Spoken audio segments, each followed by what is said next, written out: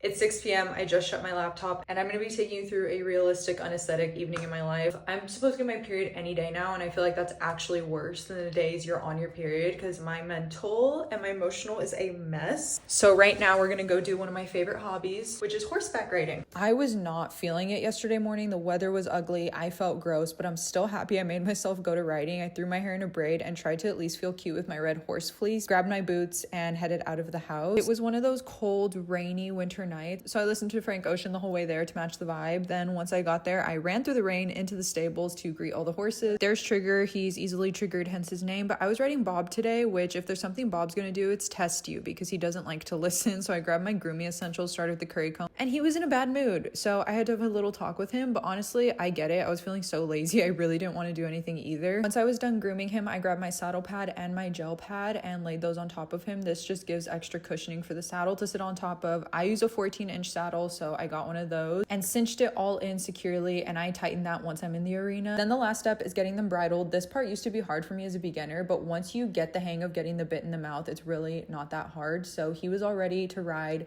We did our lesson. It was really good. We took it super slow because we were in a tiny arena because of the weather. And then when I get home, the first thing I do is get in the shower because I'm usually covered in dirt from the barn. And it was a hair wash day, so I used my number 4 and 5 from Olaplex. These are my favorite, and that's my favorite mask to use from them when I'm doing like full hair care.